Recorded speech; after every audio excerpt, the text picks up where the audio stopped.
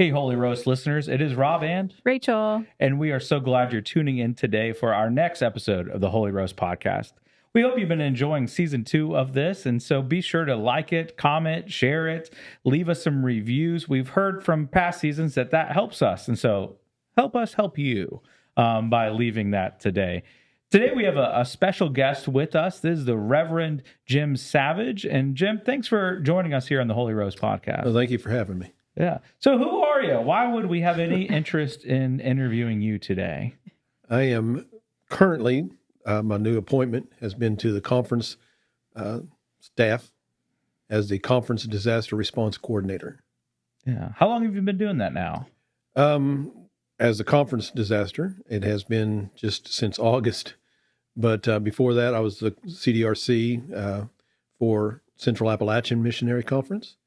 And for the last 2.5 years, I've been the director of Eastern Kentucky Disaster Response Ministries as we were in recovery from the 2022 floods. Okay, yeah. So not that long, but also very long. Yeah, you got to think like disaster recovery it has been. Is not a short-term kind of thing. Exactly, yeah. Yeah. So, hey, tell us, what is your role then? It sounds very fancy, to be honest. And I like how you called yourself the conference disaster. I don't know if that you meant to do that, but maybe that's your role. I am. And Bishop asked me that one day. He said, "How's the disaster going?" And that's right. I was like, I respond. I'm not the director of not disaster. The disaster. Yeah, I am the director of disaster. Yeah. So, what does your role entail, and how in the world did you get involved in this field? Honestly, back in 2009, I believe it was, I became an early response team member when I was in Owensboro. Always wanted to, deploy with that and things like that, but never had the chance. Mm-hmm.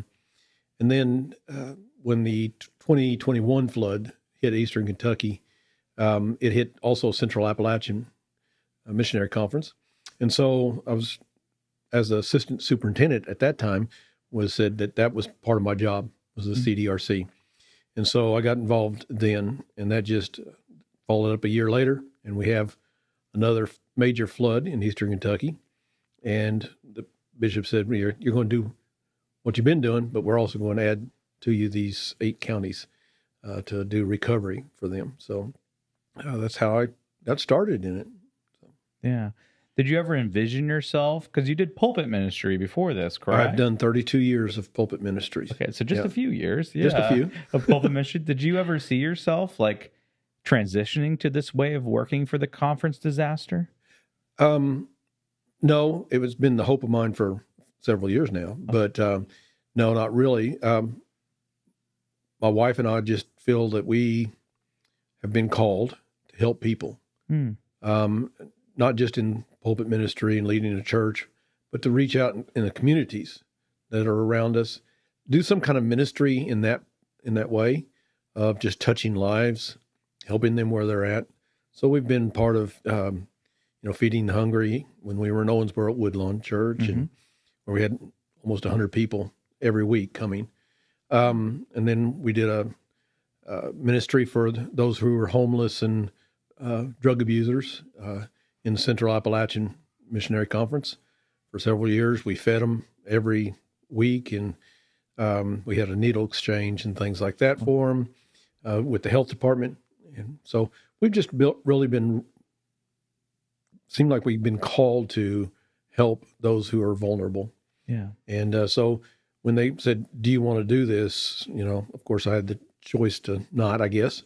But, talked to my wife, and she was like, "Absolutely, we want to do this." So we've done it. She was on staff until the end of October. She also was on staff as the director of case management. And so, we've been doing it together and just love it. Yeah.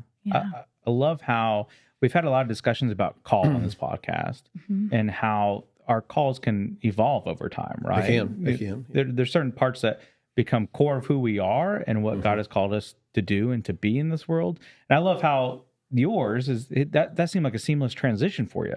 The care of the vulnerable, moving on to those places. And it really has been, and we trust, we've always told our district superintendents, wherever you all decide, as the cabinet decides to send us, we know that God's going to use us there in a special way. Mm-hmm. And so we've always just been open to that because there's somebody that can be served anywhere we go. Yeah. And so we just try to find a way in that, location, that community of how we can do it.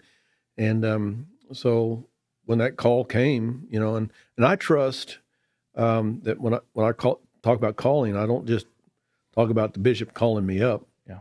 But I believe that God works through the cabinet. I believe that I was called at the same time they were thinking about who do we put in this position. Mm-hmm. And I believe God was calling me to do it. So I'm just happy to be able to be on full time and just focusing on disaster response. Yeah. That's really good. I'm glad you're in that position too. Mm-hmm. That sounds great. Yeah. Hey, what do you feel like is the biggest challenge faced when a disaster happens? What are some of those big challenges that come? A flood just came through, or tornado just came through in our area. What's the biggest challenge to that? I think one of the biggest challenges is we feel as Christians that we have to do something immediately. Mm-hmm. And so one of the biggest challenges is not to react too quickly. Because everybody wants to rush to the area of the disaster, and that causes problems logistically. So you have all these vehicles all trying to swarm into a place. They may not even have gone through the relief yet or gotten into relief. They're still in recovery of finding people or, getting roads cleared during the rescue part of the disaster. So sometimes we just rush in. And another part of it is we rush in and then, we've done our part. And so that's a hard part too, to think about. It's a challenge. So disaster response comes in several phases, but the main phase that we're concerned with in disaster response ministries is in the relief phase. And that's where the community is opening up and, all the EMS and fire, National Guard, all those have gone. Mm-hmm. And they start feeding people and, that's when we bring the water in and our flood buckets, or they're called cleaning kits now, not flood buckets. Okay. Yeah. But we bring in our cleaning kits and hygiene kits and stuff like that. We start handing those out at the local church if they want us to help them. So we're connected. I love the fact that, the United Methodist Church is connected. Because, we shouldn't do anything until the local people ask us to. Yes. So when the local church or county says, hey, we need your help, the district disaster response coordinator would, get involved and get their early response team out to start doing assessments of houses for people, helping them clean out their home and stuff like that. And then if they need help, then that's when the DDRC gets a hold of me and we start talking, what we can do as a whole conference. Yeah. And then from that, if we still need more help, then I get a hold of UMCOR, and UMCOR sends out a national or at least a jurisdictional call out for ERTs and things like that to come in and help. And so, and during the 22 flood, we had a lot of help. It was during COVID.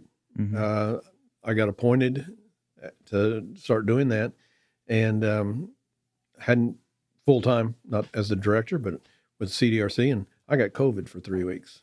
Yeah. Wow. And so luckily we had some people from North Carolina come in, and they were able to get everything started for us and teach us what we needed to know. Then we had some from Pacific Northwest Conference. They came in for a couple of weeks and spent some time with us, showing us, the paperwork and just doing everything that we need to do to help people, get us involved with the long-term recovery groups in each community. So all of that was a challenge, but we had, because of the connection of Bishop Fairley with North Carolina and things, he knew people, so he was able to call out to UMCOR and say, hey, we need help. Can you send some people? And so they did, we had trailers that showed up. We had shower trailers and laundry trailers and things like that that just showed up from other conferences because we needed it, and we didn't have anything like that. Yeah. I'm proud to say we have those things. We're starting to build that now. So, but just that connectedness. That was a relief of the challenges that we had. But, I love that. You get to see the front lines of our connectional system work. Yes. And that's such a privilege, I'm sure, to be able to do that. Because oftentimes we in the local church, we see it, but we don't.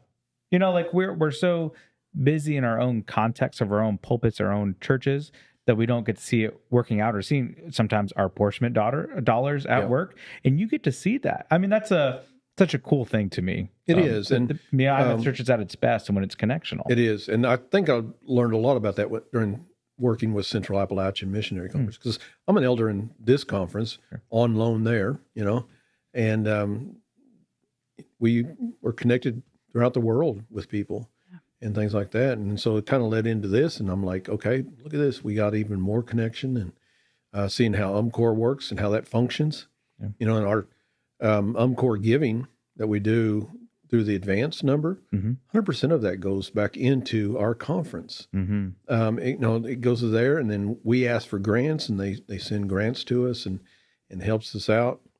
So that's wonderful. Now, UMCOR Sunday is different. That goes for overhead and things like that, but it's that connection that we know that they're there to help us anytime we need it.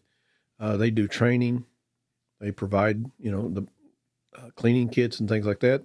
They bring tractor trailers full of that to us, and water and everything else. And I am so glad to be United Methodist because of that connection that we have. Connection. Yeah. Well, and I love, you started by saying you've always felt this call of caring for the vulnerable, and like that is the call of the local church. Each of us in our context should be caring for the vulnerable, and yet when it comes to some of these disasters, like us serving in Louisville, when flooding hits Eastern Kentucky, we can't see and know the exact needs. So we need a coordinator like you, of someone who can be on the ground, of someone like there's this like niche extension ministry that you are sort of filling for us, this need, that together we can all do this work of disaster relief. Like Rob and I can't show up. What I'm hearing you say is you shouldn't show up day 1, day 2. What do you actually heard reports of this more recently in North Carolina, of groups showing up going, this is our one thing that we can do. And people saying, hey, we don't need you to do that right now. This is actually what we need. And them getting upset and leaving. Yeah. You're like, oh, that misses the whole point of, like you said, we've got to listen to what the local folks on the ground need. And when they tell us they're ready for the relief work, it sounds like we're the second wave that kind of comes in. Yeah, and it's rescue phase, and that's where your rescue workers are working. We're not UMCOR, United Methodists. We're not rescue people. We're early response. I think we get there's an old saying that says, that UMCOR's first in and last out. We were always proud that Methodists were always first in, last out, but we're not really because of the response of the emergency response. And when they going in for rescue in Western North Carolina, for an example, it took 30 days during that period.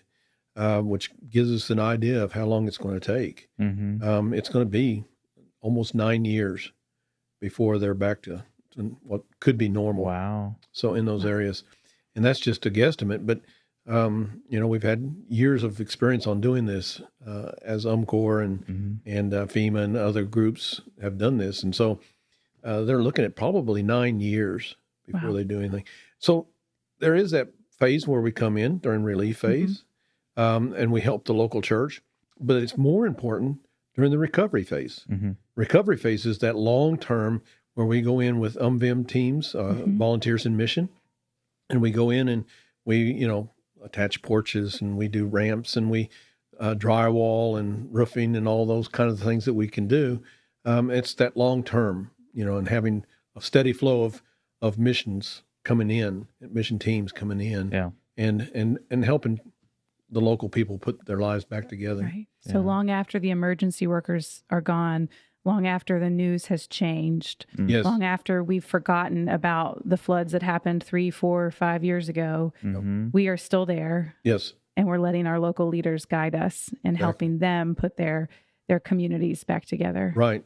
I mean, we've been there for 2.5 years in Breathitt and Letcher County especially. Yeah. And we still have 2 open projects, even though Yeah. We've gone through our grant money, our grant period, and all this other stuff. We've gone through that, and we've shifted. We have let our staff go and things like that. Mm-hmm. But we still have, these projects that we're working on over there. And so we'll be there until those 2 projects are completed. And when they're done, then United Methodist will pull away. But hopefully everything will be done in Eastern Kentucky real soon. Yeah. And that is the work of our connection together. It is. Yep. We can't all be there 24/7, but together when we give, when we send our teams, when we, and you're helping to coordinate all of that. I think that's great. Is it me now? Yeah. Can you just walk us through some of the logistics of delivering aid in areas that have been severely impacted, especially when we have situations like the infrastructure that's compromised? And what does that look like? And maybe we're talking about those cleaning kits, because I know so many churches across the state kind of have drives or maybe stockpile those. What is this? What's the logistics? What does that look like, delivering aid? Coordinating that is again, that's a challenge. But this time we had, people who knew people and who were asking for stuff. And so they just jumped in and started working. And that's really the way it should be, and then they can call me and say, hey, we're going to do this. That way we don't double up or anything. It's good. But again, with North Carolina and Holston Conference, here we were going through Holston Conference that was hit in order to help North Carolina. And then you got to worry about I-40 being gone. And how do you get around it and things like that? So logistically, it is a challenge. But we made that response quick. We did our things. And then now we're, because of the connection, UMCOR has asked us to help Holston Conference. So it's us and Tennessee Western Kentucky Conference are helping Holston Conference, some of the Virginia conferences as well, because they're in that area. And then other conferences are trying to help with Western North Carolina. Okay. Now, it's not just standard, but it's kind of like they were saying, we don't want you going through disaster area to get to another disaster area, another conference, just because there's connections there. We want to keep the connection together and keep it strong, work with each other. And so that's how we're working it now. Yeah. That's really cool. There's things. UMVIM, Gary Baker, who's our missions coordinator, will be coordinating some of the trips for UMVIM later on. But there again, we're still in the relief phase. And so we're going in right now. I'm sending in ERTs. I have some going in today, actually. They're going down there to do assessments of homes and seeing what we can do for them. And then we'll start into the cleanup part. And then UMVIM comes in later and does the recovery. Okay. So first, there's got to be the cleanup, and we'd like to see every house cleaned out before we start moving in to help them as a team. ERT, is that early response Early team. response, Yes. okay. And that's what their primary job is, to do assessments, to get permission to get on the property and stuff like that. And then cleaning out the house, helping the survivors, know what to take out. Because, the PTSD that happens after that, a lot of times we found people that they just sat down, just didn't know what to do. Yeah. You're in shock. They are. And, 2 years after the floods in Eastern Kentucky, we were still finding people that had not pulled out insulation under their house. It was still wet. It was growing mold. They just did not know how to get help. Yeah. They didn't know what they needed. And so that's kind of what we do. We try to find people that we can help, and then we help them. Yeah.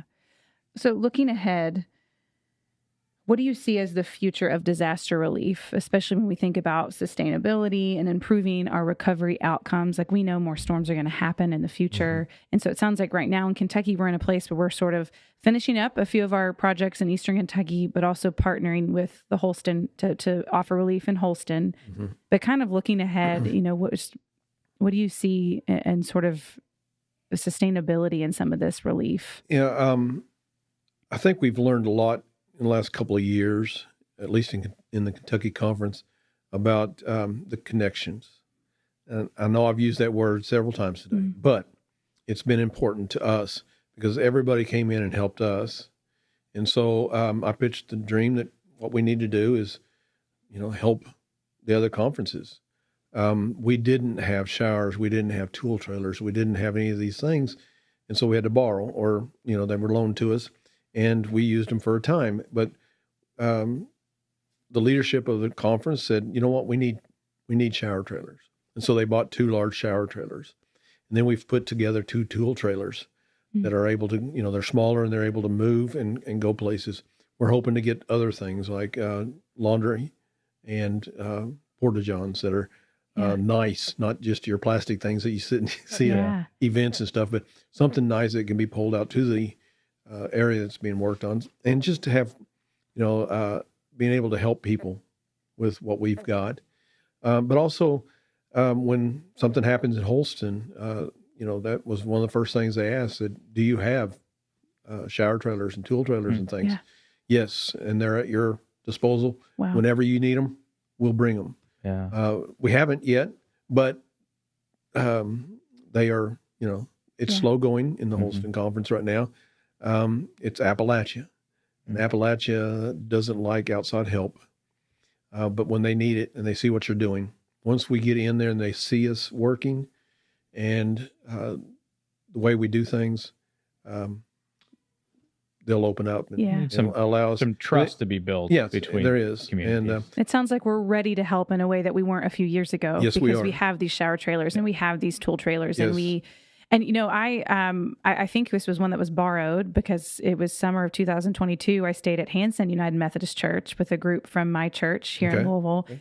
And those shower trailers are really nice. Okay. We use them in the parking lot at Hanson United Methodist. Good. And I think we borrowed from someone else from a different conference then.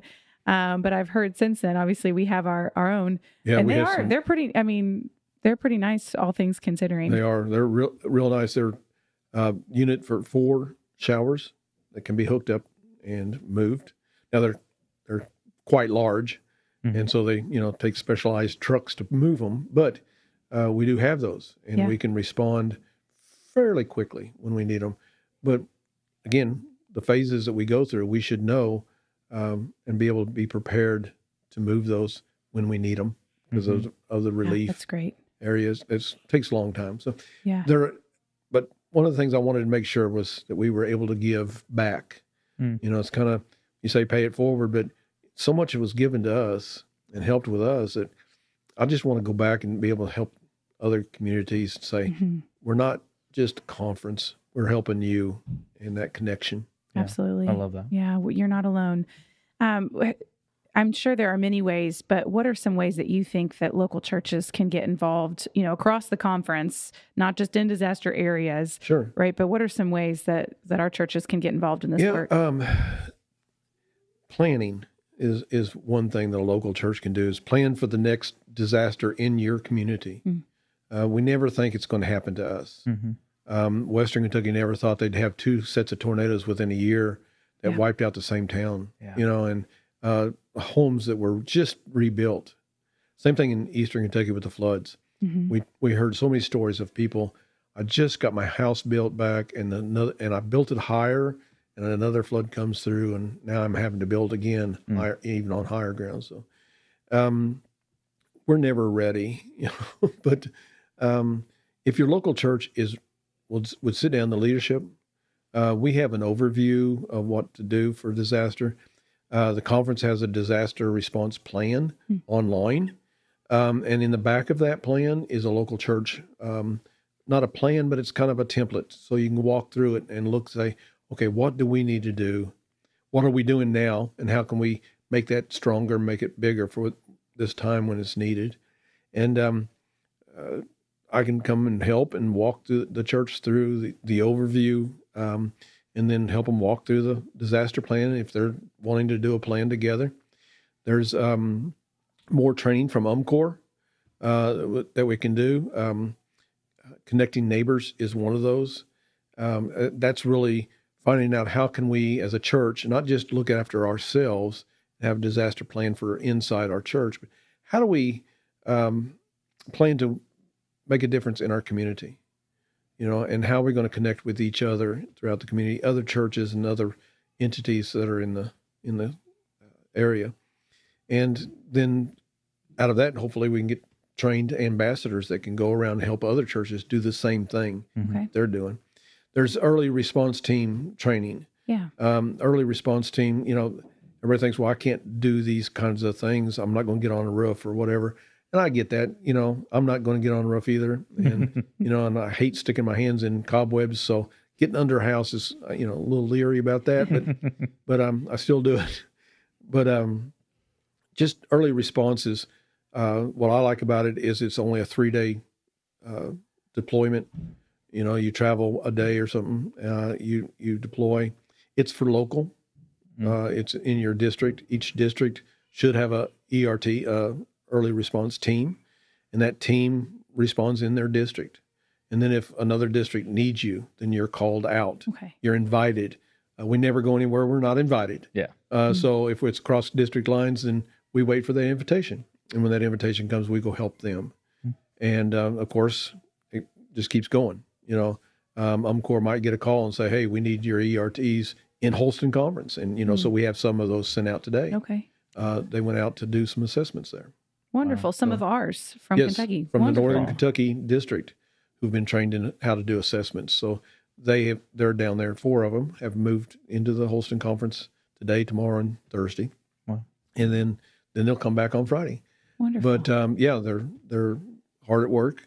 So other places can do the same kind of thing. We just had a training this past Saturday at Union College where 9 more people were trained. And so we're ready. We have some in Heartland District. We have some in Northern Kentucky. And I'd love to come to any other of the districts and do some more. I think we're doing March, the 1st of March, we're doing Owensboro District. Okay. And so, wonderful. And that's how a local church can get involved. Everybody in the whole church can be an ERT member. Everybody in the conference can be an ERT member. Just because we can do so much work and so much help if we are on doing that. Yeah. It's a way to get ready before the next disaster happens. And, people can become district disaster coordinators, response coordinators, and, or their local church response coordinator. You don't even have to have the title, just get involved with ministry somewhere, somehow. Recently, I heard that ESL or ASL uses this motion for describing Methodists because we use our hands. Oh, wow. And I thought, I don't know if that's true. I was told that. I hope it's true. Yeah, I hope it's true as well. We're going to keep talking about it. We'll make it a thing if it's not. Yeah. But I thought that was neat because that's how we can get involved, is we can be the hands of Christ. Yeah. The presence of Christ in the communities that are vulnerable, that are hurting, and just reaching out and making sure that they know that the church is here for anything that they need and will help as much as we can. Yeah. That's how a local church can get involved. Yeah. That's awesome. Amen. Thank you for that. We'll be sure to post a lot of those links in our show notes for this episode too. So folks, check out those links, click on them. Yeah. If you have any questions about that, we can also put some of Jim's contact information, contact him at the conference and see, hey, if you're interested in these trainings or hosting a training or want to know what is your next faithful step when it comes to disaster response. This guy's the guy to talk to, it sounds like. Right. And so he can help point you in the right direction.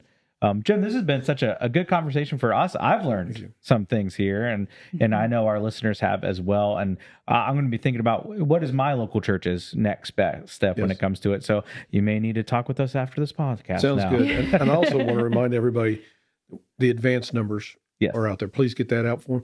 Yes. Because our donations is what makes all this happen. Mm-hmm.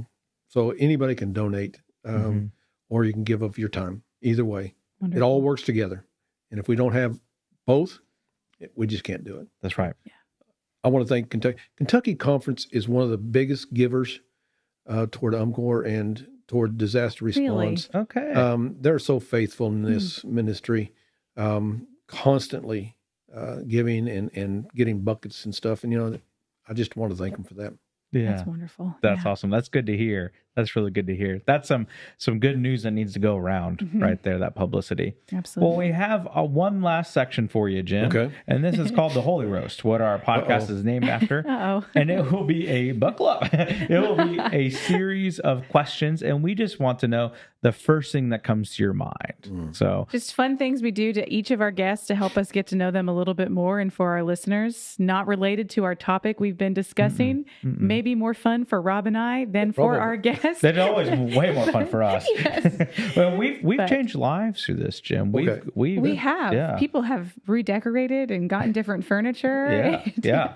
So we can save some households with this. So That's right. What are you reading right now?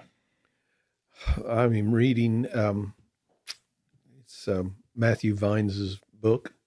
I'm reading it for the 4th time. Okay. Called God and the Gay Christian. Okay. Yeah. So I'm reading that for the 4th time. And that's where my mind and heart are. Yeah. This time I'm trying to figure it out. Yeah. Really Thank good you for book. sharing that. Really good Yeah. resource. What's one thing on your bucket list you haven't done yet? One thing on my bucket list I haven't done. My goodness. Oh, I've not ridden my motorcycle to the Grand Tetons. Oh, I want to do that one day. yeah. What kind of motorcycle do you have? I have a Harley Davidson, Okay. and it's a Road King, a 2020 Road King, Wow. my 5th motorcycle. So Wow. my wife drives a Heritage Classic. So That's You're all awesome. going to drive together to the Grand Tetons. Is that the plan? if we ever get a chance, we're Yeah. going to. Yeah. If we quit having disasters. Yeah, that's right. That's That right. would be The world helpful. calms down a little bit. Yeah. We'll ride with you. That's awesome. What's your favorite city in the United States besides the one you live in currently? Albuquerque, New Mexico. Okay. Very good. What is your favorite movie to quote? If we're just sitting down with you, what movie just comes off your tongue?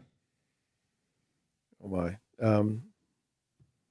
I'll be your Huckleberry Okay. from Tombstone. Tombstone. Tombstone, yeah. I love Yeah. that. We haven't had that one yet. So No, we thank you. haven't. Breaking And I that one have in seen for that. us. I'm very, Okay. very Great proud to job. say. Yeah. I'm like, oh, I know that one. Well, there's just so many quotes from that, Yeah, that that's right. movie. Yeah. Tell them I'm coming with you, and hell's coming with me. It's good for everyday living right there. Yeah. Yeah, it's probably what they think when I come on my motorcycle. Well, it might be. Hell's coming with you.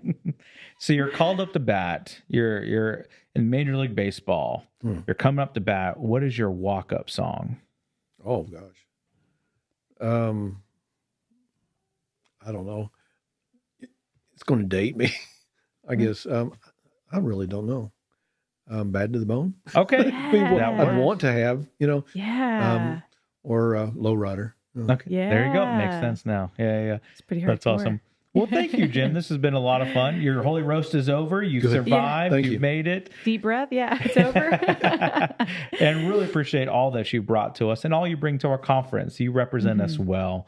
And thank you so much for lifting up the connectionalism of this. I think for me, that can be, hey, we're in action. Ministry is happening all over. And you're one of the perfect examples that you can tell that story of how it really is happening around us. So thank you so much for joining us. Thank you. Yeah.